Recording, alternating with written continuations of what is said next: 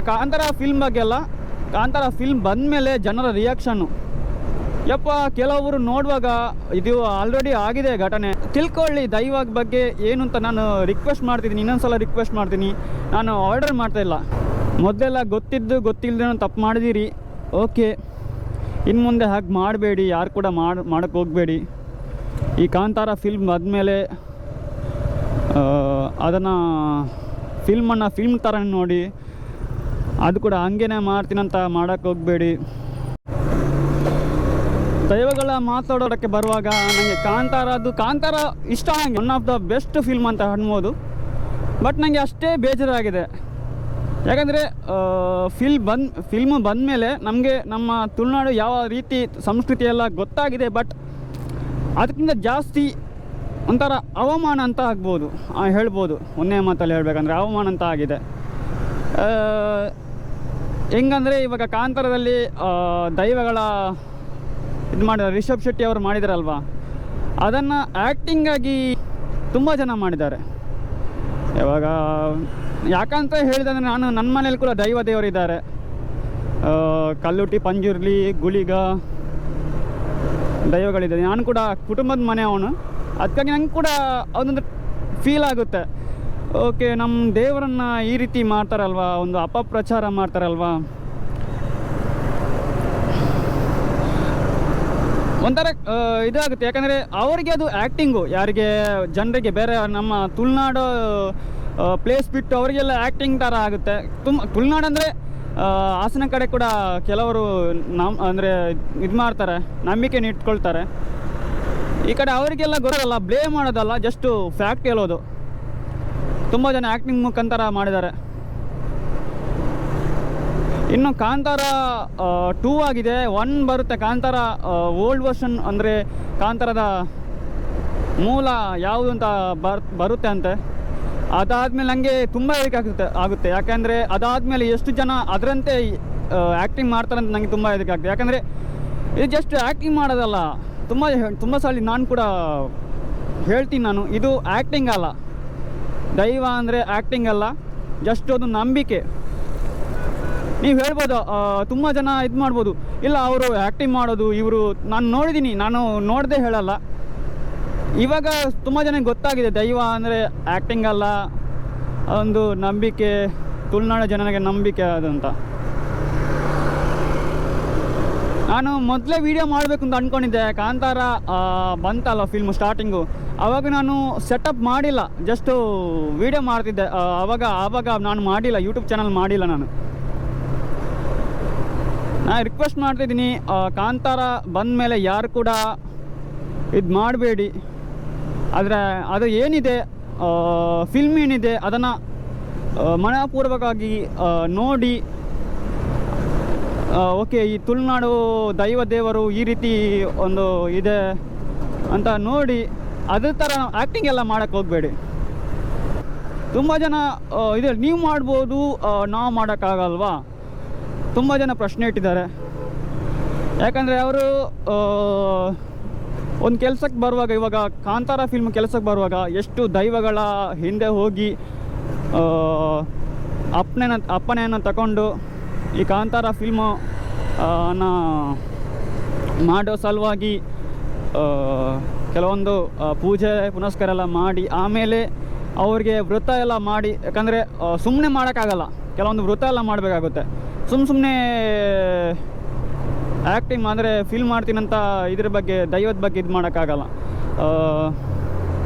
ಅದ್ರ ಬಗ್ಗೆ ಕೆಲವೊಂದು ಪಾಲನೆ ಎಲ್ಲ ಮಾಡಿ, ಯಾವ ರೀತಿ ಮಾಡಬೇಕು ಅದೆಲ್ಲ ಮಾಡಿ ಆಮೇಲೆ ಅದನ್ನು ಮುಂದುವರಿಸಿದ್ರು. ಇದು ತಿಳ್ಕೊಳ್ಳಿ ದೈವ ಬಗ್ಗೆ ಏನು ಅಂತ ನಾನು ರಿಕ್ವೆಸ್ಟ್ ಮಾಡ್ತಿದ್ದೀನಿ. ಇನ್ನೊಂದು ಸಲ ರಿಕ್ವೆಸ್ಟ್ ಮಾಡ್ತೀನಿ, ನಾನು ಆರ್ಡರ್ ಮಾಡ್ತಾಯಿಲ್ಲ. ಈ ರೀತಿ ಮಾತಾಡ್ತಾನೆ ಅಂತ ಯಾರು ಕೂಡ ಇದು ಮಾಡಬೇಡಿ.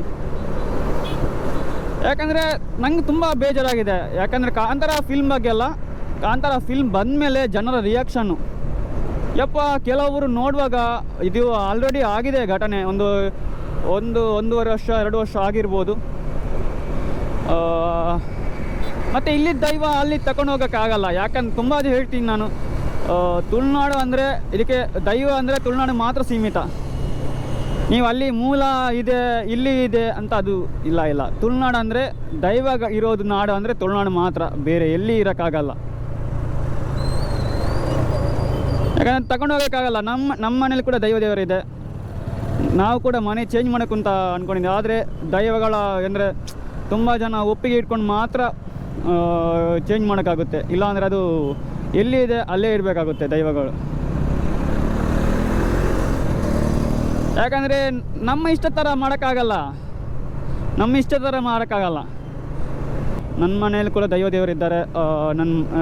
ನಾವು ಕೂಡ ಹೊಸ ಮನೆ ನಿರ್ಮಾಣ ಮಾಡ್ತಿದ್ದೆ. ಅದಕ್ಕೆಷ್ಟು ಇವಾಗಲ್ಲ 6 ತಿಂಗಳು 7 ತಿಂಗಳಾಯಿತು ಮನೆ ನಿರ್ಮಾಣ ಆಗೋದು. ಅಂದರೆ ತುಂಬ ಇದಾಗುತ್ತೆ.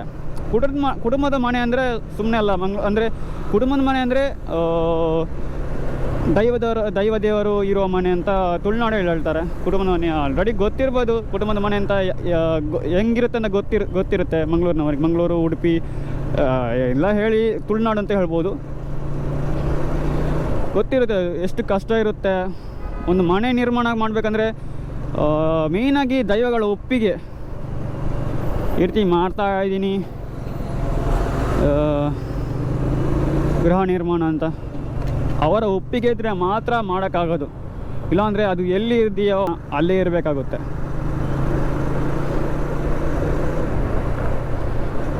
ಅದಕ್ಕಾಗಿ ಹೇಳ್ತಿದ್ದೀನಿ, ನಾವು ಕೂಡ ಎಷ್ಟು ಪಾಲನೆ ಮಾಡ್ತೀರೋ ಅಂದರೆ ಇವಾಗ ಹೆಂಗಂದರೆ ತುಂಬ ಜನ ವೀಡಿಯೋ ಮಾಡ್ತಾರೆ ದೈವದ ಬಗ್ಗೆ.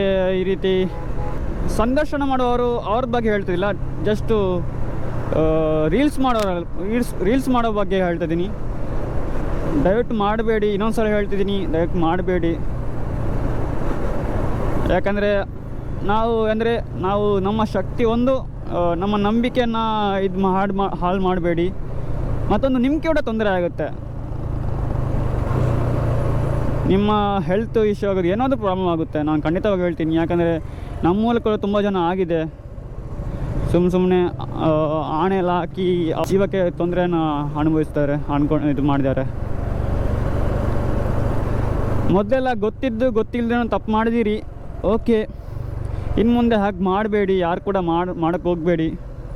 ಈ ಕಾಂತಾರ ಫಿಲ್ಮ್ ಆದಮೇಲೆ ಅದನ್ನು ಫಿಲ್ಮ್ ಥರ ನೋಡಿ, ಅದು ಕೂಡ ಹಂಗೇನೆ ಮಾಡ್ತೀನಂತ ಮಾಡೋಕ್ಕೆ ಹೋಗಬೇಡಿ. ಕಾಂತಾರ ಫಿಲ್ಮ್ ಬಂದಮೇಲೆ ಅದರ ಒಂದು ವಿಡಿಯೋ ಮಾಡ್ತೀನಿ. ಅದರ ಹೆಂಗಿದೆಯಾ ಫಿಲ್ಮು ನಂಗೆ ಗೊತ್ತು. ಆದರೆ ದೈವದ ಬಗ್ಗೆ ಯಾವ ರೀತಿ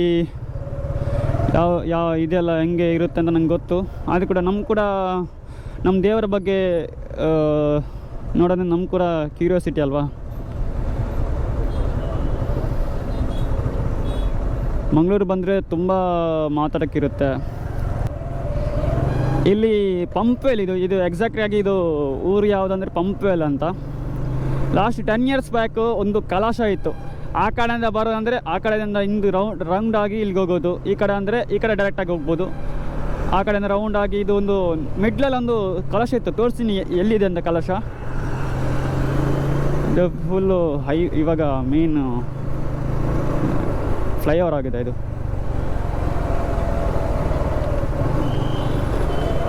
ಅದು ಕಲಶ ಎಲ್ಲಿದೆ ಅಂದರೆ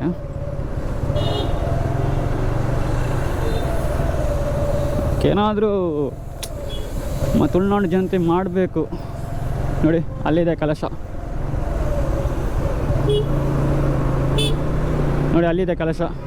ಹಾಗೆ ಇಟ್ಟಿದ್ದಾರೆ. 10 ವರ್ಷ 10 years ಬ್ಯಾಕು ಇಲ್ಲಿ ಮಿಡ್ಲಲ್ಲಿತ್ತು.